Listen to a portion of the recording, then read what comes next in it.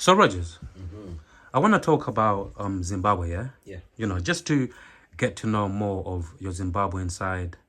Like how is like how is Zimbabwe, man? Like how would you describe, you Zimbabwean people? Hey, we are the mellow hype. Shouts to Odd Future, man.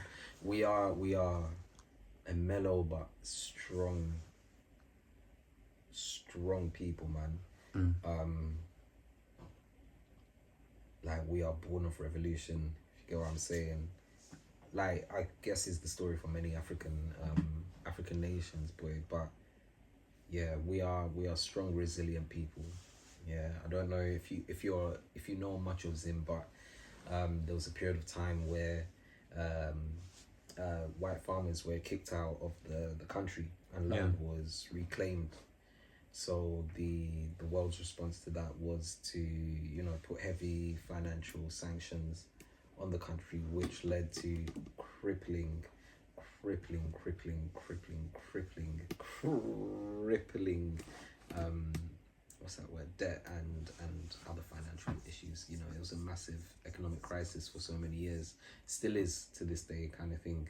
And what happened is when that land was taken, it was just, how it is in Africa, man, just divvied up between ministers and everything else. But yeah, but the people remained. The reason why I'm saying this wrong is that even through those times, Zimbabweans have displayed a mastery to resilience, and I'm gonna boast, but there's not many rooms I've seen where a Zimbabwean walks in and doesn't stand out. Oh, interesting. Yeah, so yeah, we're a resilient people, and I think we really work hard. We really try to put our best foot forward, and somehow like we just managed to grow even in the harshest of conditions. Yeah, man. So that's Zimbabwe. That's what I'd say in a nutshell. First and foremost, are you proud to be an African? 100%. Yeah? A hundred So percent. my second question to counter that is what makes you proud to be an African? First and foremost, yeah, what makes you proud to be an Because African? we are at the center of everything. Not much really um, happens in this world without Africa being at the forefront of it. If we're being honest, whether it's chips being made in the Silicon Valley that can do X, Y, and Z, or whether it's this new telecommunications company opening up in China doing X, Y, and Z. Africa is at the beginning of that process, yeah, because it's there that they come to mine these minerals and these resources.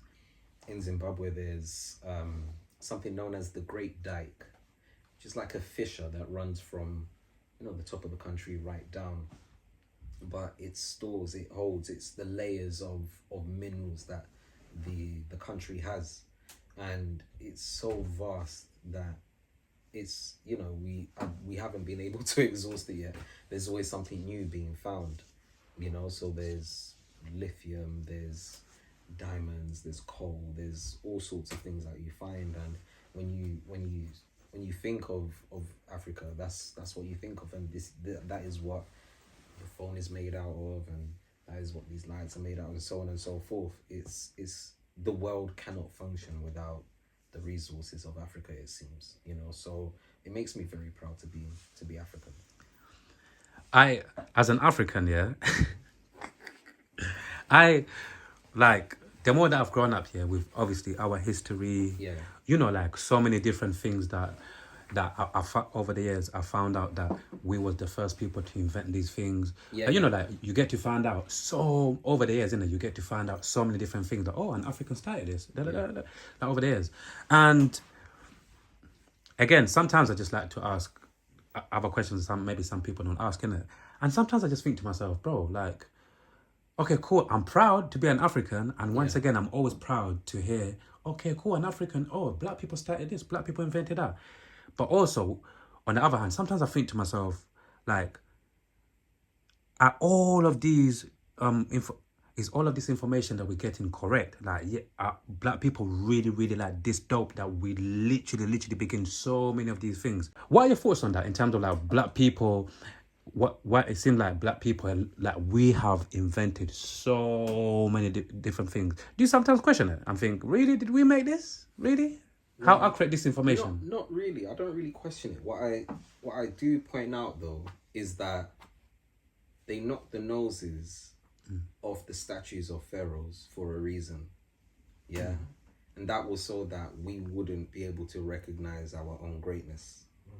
Yeah. So that even now we can sit here and question, "Rah, did a black man really do that?" Because I guess of how I'm not even gonna say how we are viewed, how we are in society right now. And we can begin to talk about environment and, you know, social structures and everything else. And yes, that is what has shaped us to perhaps be the way that we are. But there is undeniable truth, there's undeniable evidence that there is something about the black man, about the black woman, physically, mentally, and spiritually, that is deeply connected to this earth. Yeah. Deeply connected to this earth and how it runs and how it moves. Yeah. You know, and that's not to disregard any other races or, you know, other creeds or whatever, but I'm speaking as a black man, and that's what I think and that's what I feel. And that's being just how you know, I go back to Africa. Yeah. I've been to South Africa, I've been to Uganda, I've been to Morocco, you know, so I've been to the Saharan places and sub-Saharan places. Yeah, and there's just a way that the African man and woman are with each other regardless of where they are in the world. And it's like a universal language that we speak that is spoken without words, regardless of whether I'm a Shona man or a Banyankole man or Baganda, you know, whatever. Yeah, whatever tribe I am from, we just find a way to, you know, to connect. And that's not just to say with Africans, it's the same with Caribbeans as well. It's that we are thousands of miles apart, but there's still a synergy that we have with each other, and it's I can't say that I've found it or I've seen evidence of it in other races in the same level that we do. But maybe that's because I'm a black man and I perhaps can't connect on that level because I'm not of their creed or of their stature type shit. But yeah, man, that's what I think and feel. Why did you choose to marry a black woman? To me, there was no other choice. Not other choice. Sure, but you're in England, so there was no sure. other choice. You got white, you got me- Latinos, you got. Some people might be watching this and be like, sure, you live in England, you've got all of these choices. You know, but simply, my brother, Aki, why? If we were to talk, if we were to have Freud in this room, he would say, right, it's something to do with me and my relationship with my mother. Yeah, man. So why did I pick a black woman? If Freud was in this room, he would say it was some ish to do with my relationship with my mum, which perhaps wouldn't be too far off. But like, yeah, man, I've always recognized the black woman as the beautiful woman. It's what I've grown up around. It's just what I'm attracted to, man. They have the biggest buns, you know, like that, boy. So, you know, like that, boy. So, the biggest what? they got the biggest nyash. Yes, Yeah, my so brother. Yes. I'm a man. I have my preferences in this world. Yeah. What it is, what it is. Yeah, no, like The game's the game. So know. basically, would you say like this is just like your preference in it? It's nothing to do with, you know how some people say, nah, us black people should stick together. You should be with a black queen. Would you say that's partly to do with it as well? Yeah, maybe, but not to say that, you know, anybody's wrong for picking outside of it. Like, that's your choice. Like, your love is your love. Who am I? Yeah. You know. But for me, what I want for myself, for my lineage, for my family, you know, for my heritage, and so on and so forth, is for my children to be black. And you know, but whatever they do, that's their choice. You know, whatever decisions they make, if they wish to go with white girls, brown, you know, yellow girls, green girls, purple girls, whatever, that's their That's their prerogative. that's the personal decision. Even for my daughter, boys, whatever, so on and so forth. Yeah, but like, yeah, for me, it's just what I want for my story, and for my story, it's I want black children, and I wanted a black woman, and because they have big bums as well. That's it. As a black man in London in 2025, what are your thoughts on London? I think I'm tired of it. I outgrew London a long time ago, so I feel like Long time ago. a very long time ago. Interesting. So I feel like I don't know. I feel like I'm just passing time in London. Yeah, in the sense of I know this isn't where I really want to be for the rest of my life. I know this isn't where. I mean, there's a lot to achieve here. I might achieve a lot here financially and so on and so forth here, but I don't think I'm gonna be able to give my family. And this is really, maybe this is selfish, or whatever. But I don't feel like I'm really gonna be able to give my family the full experience that I want to give them. Yeah, London has changed dramatically. From how it was when I was growing up to what it is like now for my kids growing up. I've got a 13-year-old, and alhamdulillah, that boy is he's good. There's still that innocence about him. Yeah. He hasn't been tainted by The outside the world. outside world. And the social media. Exactly. Like, world. I mean, yeah, he's going through the motions as any teenager does, but like, there's still that innocence about him that I feel a lot of us lost a lot earlier because of nature and environment and so on and so forth. But alhamdulillah, like he I don't know whether that's credit to his mum and I, and his dad as well, but yeah, he's good, and I feel it's going to get harder to keep him in track because of the environment and because of where he spends the majority of his day, which is at school, and this is where we learn our habits and our behaviors and everything else. So there are large chunks of his life that I'm not going to see personally, and it's for all the kids anyway, but I keep in step with what's going on with them. And yeah, alhamdulillah, like the boys and my daughter, the kids are fine, man. They're all right. They're doing okay. But this isn't the place where I want to raise them, if that makes sense. Absolutely. One of the things when you're saying that as well, yeah. One of the things that caught my attention was you said you feel like you've outgrown London, but basically you said, if I'm correct, you feel like for a long time you feel like you've outgrown London, right? Yeah. So my question to you, maybe even some people that are gonna watch this that probably caught that as well, yeah. My question to you is like, if you feel like you have outgrown London and this has been for a long time that you've outgrown it, what's kind of stopped you from moving out of London? Because I don't even think the UK is big enough for my dreams, if that makes sense. Absolutely. Respect to this place. I've grown up here. I've built most of my relationships here.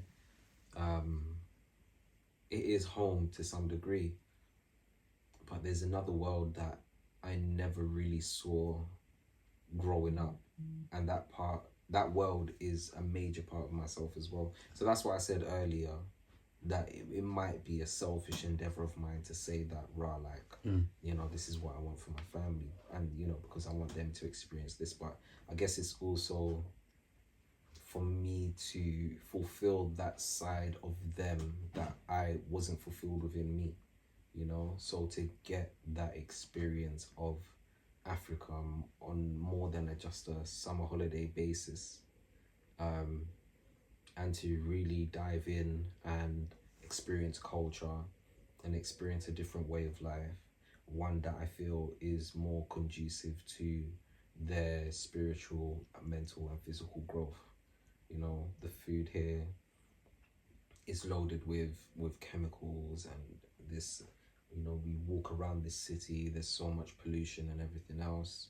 We go into the schools, and not to say back home in Africa as well that there isn't, crud going on and everything else, but I feel like there's a lot of power that's being wrestled away from parents, you know, we talk about free speech, but it's really policed, and people can't really speak how they want to speak, and we speak in parables to get around it. So I feel Africa is like, or yeah, Africa for me is where I would want to raise my kids, especially, you know, I've got a 13-year-old, but for the younger ones, especially during their teenage years, purely so that they can experience all of that.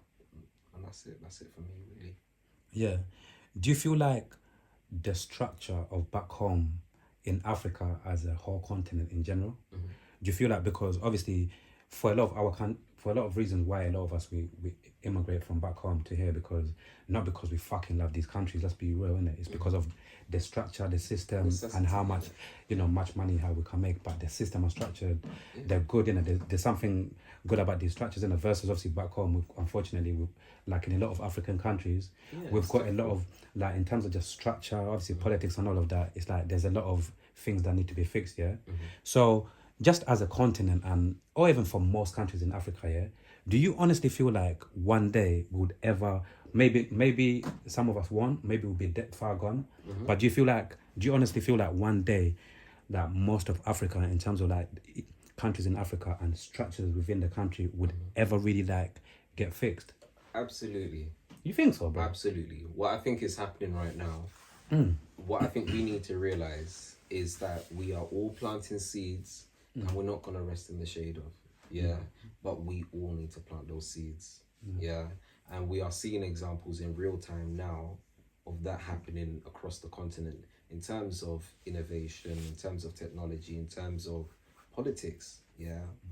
We've got Ibrahim Traore, you know, Come like on, that. man. Big him up I have to still. big him up, you know, and he reminds me of our revolutionary fathers, you know. Musevi even back in his day to some degree, you know. Mugabe, you know, all these that wanted to make Africa a great power. Absolutely, you know. And I feel like as long as we keep doing that, as long as we keep striving to plant those seeds that we know we're not gonna rest in the shade in, you know, we will be able to build that. Like I keep saying we, do you get what I'm saying? And I think it boils back to that thing about our deep spiritual connection with that place, and it's like a magnet. There's no way that you can't be drawn back to that place. All right, fine. If we want to speak financially as well, Africa has the fastest growing middle class across the entire continent. Absolutely. So we're seeing people with more purchase power. We're seeing people with more energy to get things done. I've just come back from Zimbabwe about, you know, a week and a half ago. And I'll tell you, this was a homecoming trip for me, because it was the first time I'd been back in 24 years. Man. I actually didn't know that, you know. I thought you was going back quite often. Because I'm always in Uganda, moving in South Africa, boy. Yeah. You know them ones, boy. So like, even as I touched down, it's like, what took me so long? But a lot had happened in life but anyway, it happened at the right time. So as I was there, it was just me and my pups. We're just chilling, and he's like, bro, you know what I've realized? It's like, bro, Zim has changed. There used to be so many rubbish cars on this road, but look. I was like, Dad, that's an F-Pace. That's an Evoque. That's an E300. You know them ones. I'm like, Dad, like, Rod, that's even a Honda CRV, you know? He's clocking. He's like, wow, these cars are good. It must be the Chinese. It must be the Chinese. You know, there's neo-colonialism and all of that. So he's clocking the movement. Yeah, man. So even where he stays at, so he's got we've got a family house in a place called Norton, which is about a 40-minute drive outside of the capital. Nice place, man. In fact, look, if you want to come to Zimbabwe, just hit me up. I'll go. Just come, hit me up. Nice place, 5 bedroom. Don't worry, the link is in the bio. You know, link will be in the bio. Quick question about Zimbabwe as well, Was Zimbabwe one of the countries that got colonized by white people as well?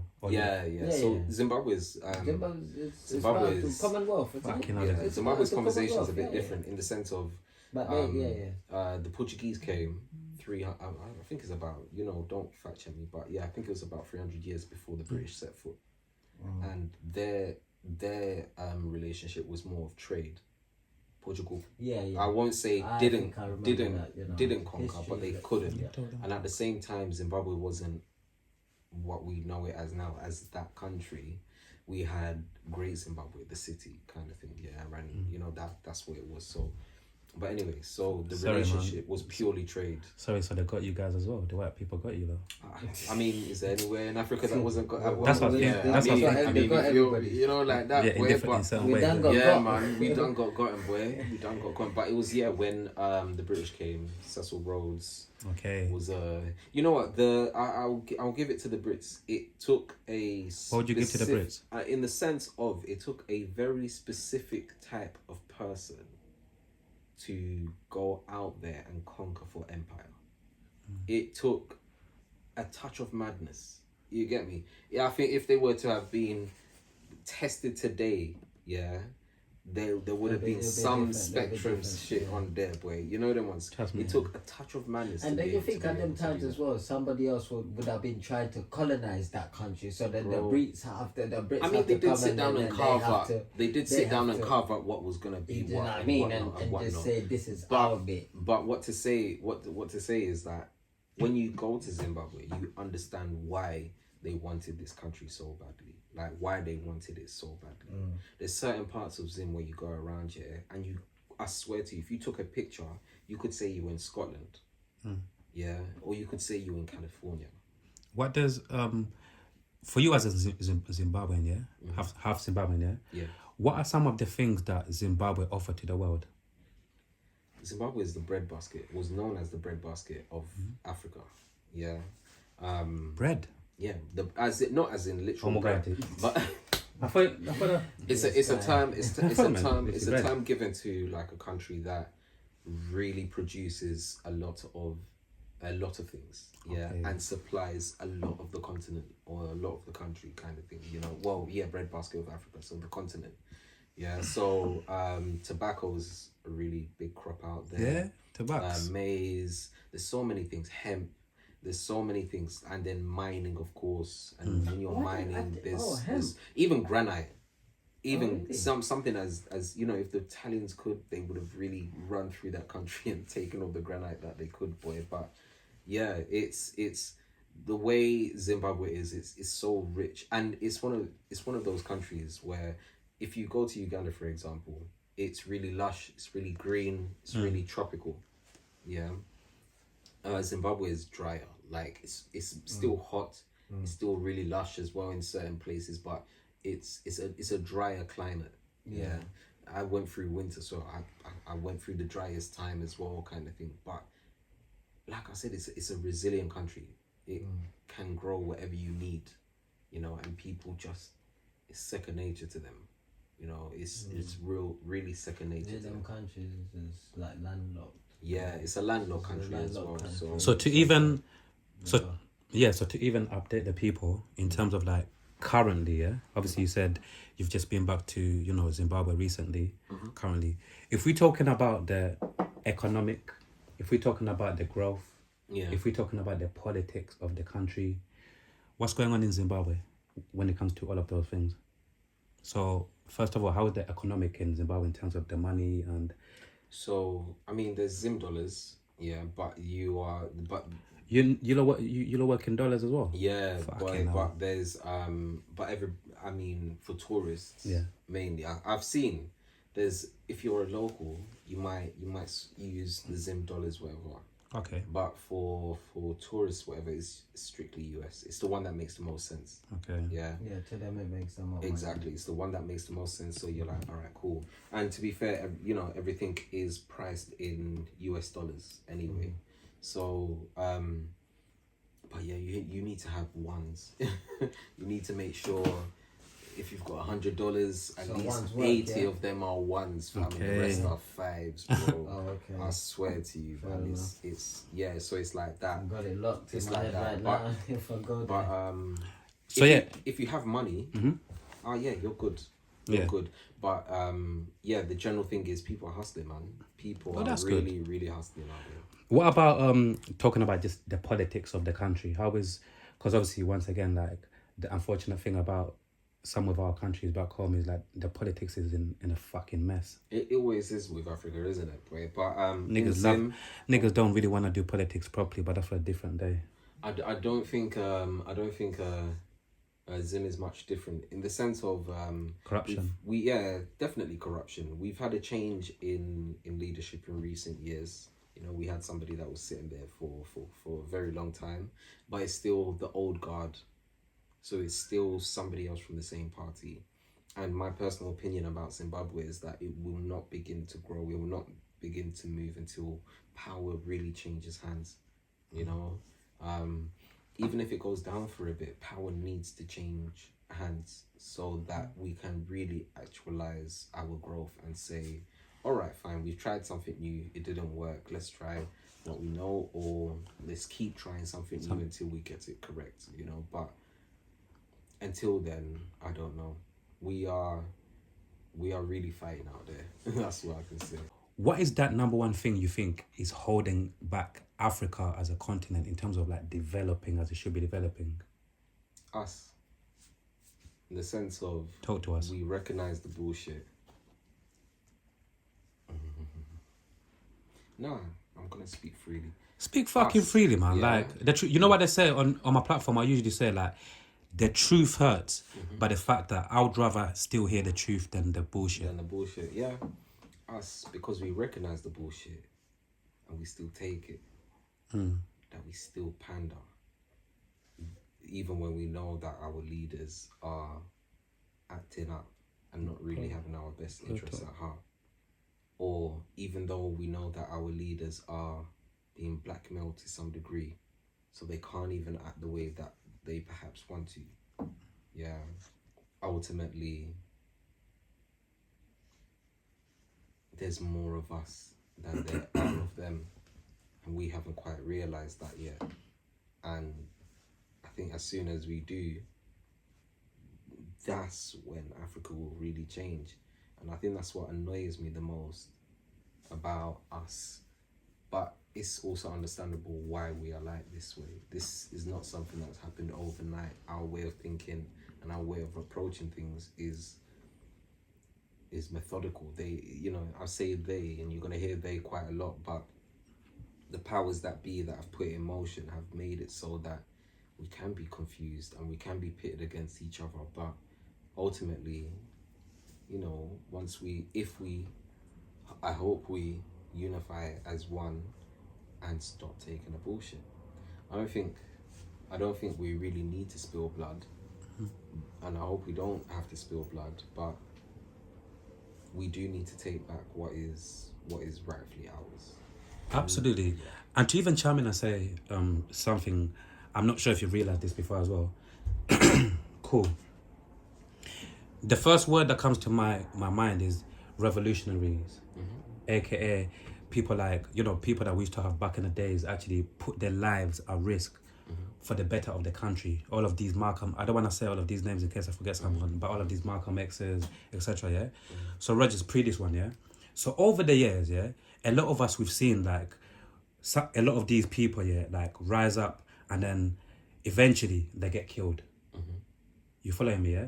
So I feel like, for what I think, one of the reasons why I feel like still that Africa as a continent still like has got a very long way to go, and some people still are scared to rise up, is simply because I feel like for years and years, so many different people saw these examples of, like I said, leaders risk their lives but eventually get killed. And I feel like we are at a point where I don't want to call our people cowards.